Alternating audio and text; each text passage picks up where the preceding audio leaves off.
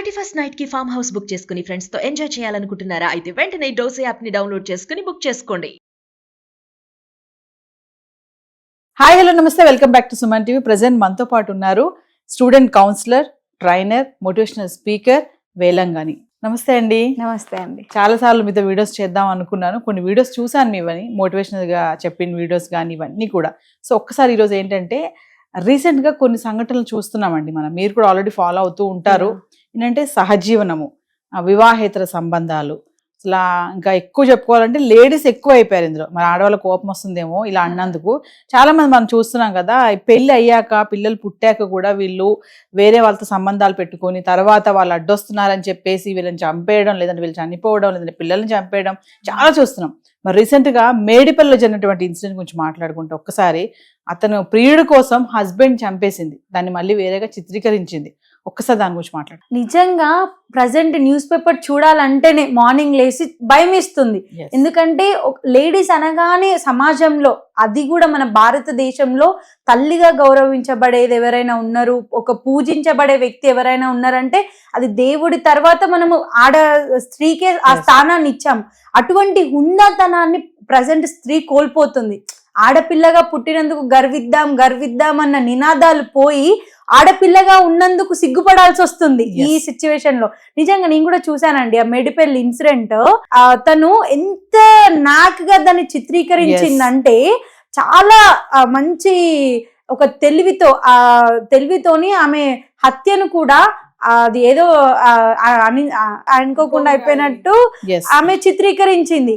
కేవలం ప్రియుడి కోసం, ప్రియుడి మోజులో పడి, ఇంకేమీ లేదా ఆమెకి పని. వాళ్ళ హస్బెండ్ ఏమో ఆమె కోసం కష్టపడి, వాళ్ళకి ఒక బాబు కూడా ఉన్నాడు, 12 years బాబు ఉన్నాడు. కనీసం ఆ బాబు కూడా కనిపించలేదా ఆమెకు? అంటే ఎంత దారుణంగా, ఎంత క్రూరంగా ఒక వ్యక్తి కోసము తన కట్టుకున్న భర్తనే చంపేసింది అని అంటే అది ఆమె ఎంత క్రూరత్వంతో నిండిపోతుంది. స్త్రీలందరికీ మచ్చ తెచ్చే విషయమే ఇది.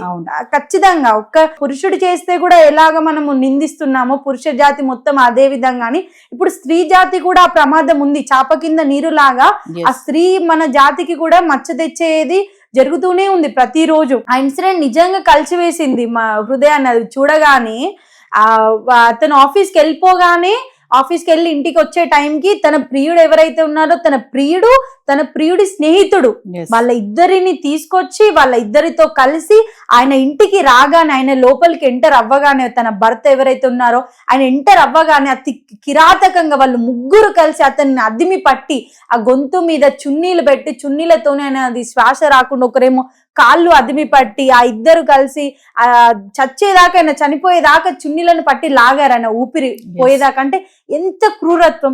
కట్టుకున్న భర్త, తను జన్మనిచ్చింది ఒక బాబుకి, ఆ భర్తతోని ఆ బాబు ముఖమైనా చూసి తను చేయలే. కేవలం కామం. అంటే మనం మగవారిలోనే కామం ఉంటుంది అని ఎక్కువ మాట్లాడుతూ ఉంటాం, కానీ ఈ ఇన్సిడెంట్ చూస్తే నిజంగా అసలు గూస్ బంప్స్ వచ్చేసే. ఒక స్త్రీ, ఒక భర్త చాటున ఉండే భార్య ఈ విధంగా చేస్తుందా? మీరు అన్నారు స్టార్టింగ్ లో ఆడవాళ్ళు ఎక్కడైనా పూజించబడతారు, కానీ ఇలాంటి సంఘటనలు చూసినప్పుడు అసహ్యం వేస్తుంది. అంటే ఆడవాళ్ళగా మన మీద మనకే కొంచెం చిరాకు అనిపిస్తుంది కదా. చిరాకు ఏంటి, కోపం వస్తూ ఉంటది.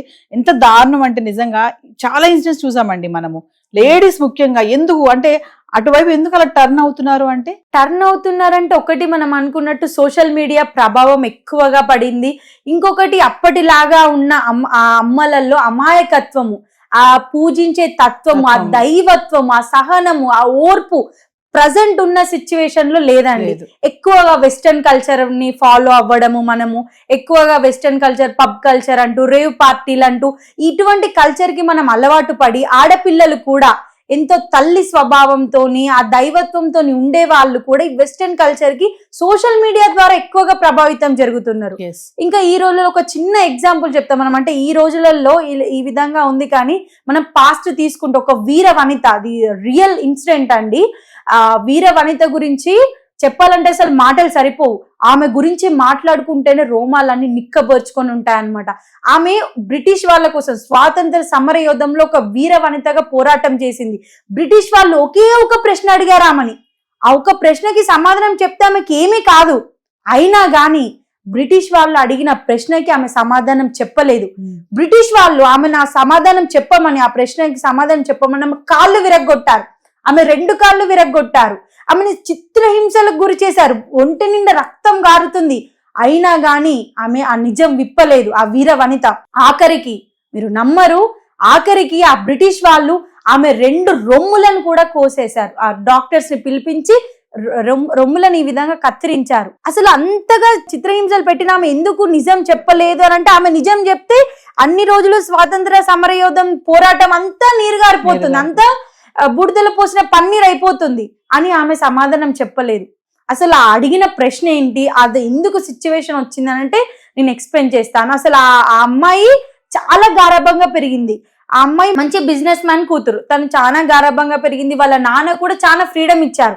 అప్పట్లో అమ్మాయిలకు ఎలా అంటే, ఇప్పుడు నేను చెప్పే ఇన్సిడెంట్ తను ఎప్పుడు అంటే 1902-3 ఆ సమయంలో, అప్పట్లో 16 సంవత్సరాలు వచ్చిందంటే అమ్మాయికి పెళ్లి చేసి పంపించేవారు.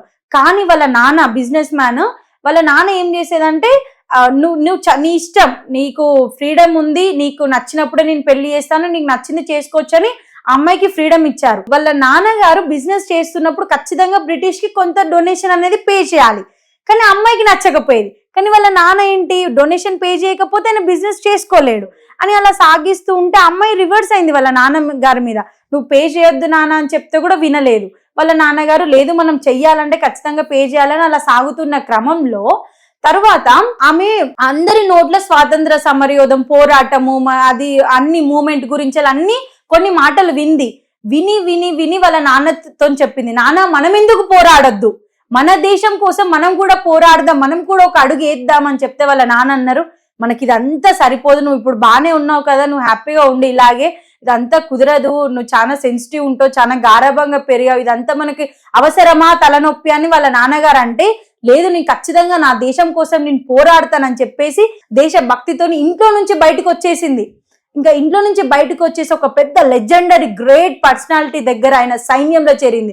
ఆయన ఎవరో కాదు, సుభాష్ చంద్రబోస్, నేతాజీ అంటాం, పేరు వినగానే మనకి ఆయన గారి సైన్యంలో చేరింది. ఎలా చేరిందో అదంతా తర్వాత విషయం. ఆయన సైన్యంలోకి చేరింది. ఆయన సైన్యంలోకి చేరిన తర్వాత ఆయన రూల్స్ అవన్నీ ఫాలో అవుతూ ఆమె చాలా సంతోషంగా ఉంది. తర్వాత ఇక వాళ్ళ నాన్న కూడా చేసేది ఏమీ లేక తన ఇష్టానికి వదిలేసి కొన్ని డేస్ తర్వాత ఆమెకి ఒక ఆఫీసర్ని ఇచ్చి మ్యారేజ్ చేశారు. ఆ ఆఫీసర్ ఎవరంటే బ్రిటిష్ వాళ్ళకి ఇంటెలిజెంట్ ఆఫీసర్ అన్నమాట. అంటే ఇప్పుడు తన భర్త పని ఏంటిది, ఎవరైతే ఇండియాలో స్వతంత్ర పోరాటం చేస్తున్నారో వాళ్ళందరిని కనిపెట్టడమే ఆయన పని. సో ఈమె అక్కడ ఉంది అని చెప్పేసి సుభాష్ చంద్రబోస్ సైన్యంలో ఈమె ఉంది, ఆమెని ఈ ఆఫీసర్ మ్యారేజ్ చేసుకున్నారని చెప్పేసి బ్రిటిష్ వాళ్ళకు కూడా తెలిసింది. బ్రిటిష్ వాళ్ళు ఈయనని ఫోర్స్ చేశారు, మీ భార్య ఎలాగో అక్కడ ఉంది కదా, సుభాష్ చంద్రబోస్ ఎక్కడ ఉంటారో చెప్పు, వాళ్ళ సీక్రెట్స్ ఏంటి, వాళ్ళ ఎజెండా, వాళ్ళ ప్లాన్ అన్ని మీ వైఫ్ దగ్గర నుంచి రాబట్టు అని అంటే, ఇక మనం ఫస్టే తన గురించి మాట్లాడుకున్నాం నిజం చెప్పదని చెప్పి. అలాంటిది వాళ్ళ భర్తకి కూడా ఒక్కటి కూడా నిజం చెప్పలేదు, అసలు ఏం సీక్రెట్స్ ఏం రిలీజ్ చేయలేదు అనమాట. తరువాత వాళ్ళ భర్త ఆమెను ఫాలో చేయించారు ఇంకొక పర్సన్ తోని. ఆమె ఎక్కడికి వెళ్తుంది, ఏం చేస్తుంది, అలా ఫాలో చేస్తున్న సమయంలో, ఆమె వెళ్తున్న సమయంలో సుభాష్ చంద్రబోస్ గారు కూడా ఎదురుగా వచ్చారు.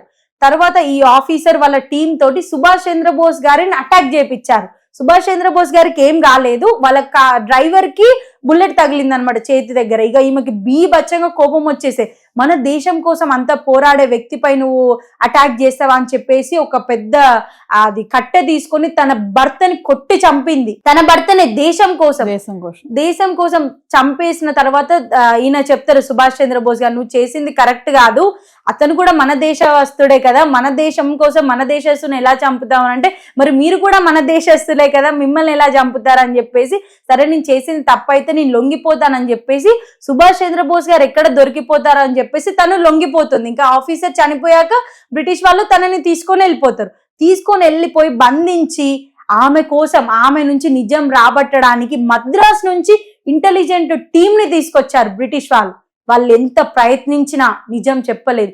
నిజం చెప్పకపోవడమే కాకుండా ఆమె ప్రశ్నలు అడుగుతుంటే, ఎదుటి వాళ్ళ ప్రశ్నలు అడుగుతుంటే వాళ్ళని ఇష్టం వచ్చినట్టు తిట్టింది, భయంకరంగా బీభత్సంగా తిట్టి, ఇది మా దేశం, మీరెలా వచ్చి అడుగుతారు మమ్మల్ని అని చెప్పేసి వాళ్ళ ముఖం మీద ఉమ్మి వేసింది. అంటే ఆమెకు ఎంత గట్స్ ఉన్నాయి, ఎంత బ్రేవ్ ఉంది. అలాంటి ఆడపిల్లలు ఉన్న మన భారతదేశం, ఝాన్సీ లక్ష్మీబాయి మన అందరికీ తెలుసు.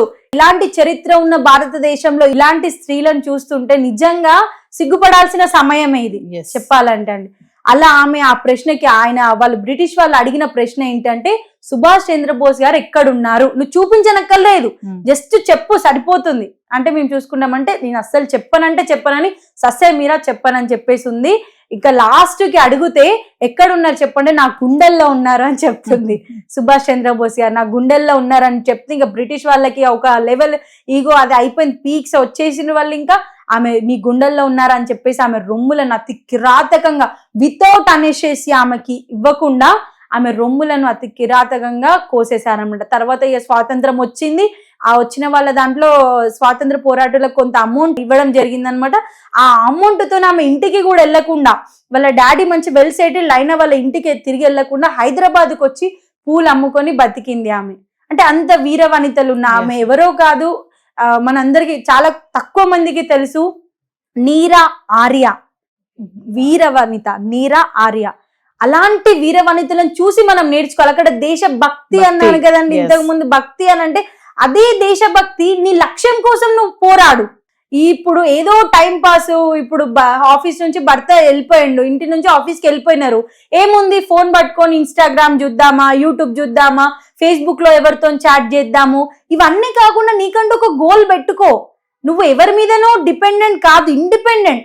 ఆడపిల్ల అనగానే గుర్తుకొచ్చేది చిన్నప్పటి దాకా తండ్రి మీద డిపెండ్ అవుతుంది, తర్వాత పెరిగినాక భర్త మీద, తర్వాత కొడుకు మీద, ఇలా ఎప్పుడు డిపెండ్ అవుతూనే ఉంటుంది. ఇండిపెండెంట్ ఆడపిల్ల అంటేనే ఇండిపెండెంట్ గా బ్రతకాలి. ఆడపిల్ల అనగానే ఫైనాన్షియల్ గా, మెంటల్ గా, ఫిజికల్ గా ఇండిపెండెంట్ గా ఉన్నప్పుడే తను అడుగు ముందుకేయాలి ఏదైనా రిలేషన్ లోకి. కానీ ఆ విధంగా మనం వాళ్ళని చూసి నేర్చుకోవాలని నేను చెప్తున్నాను. థ్యాంక్ యూ అండి. Thank you.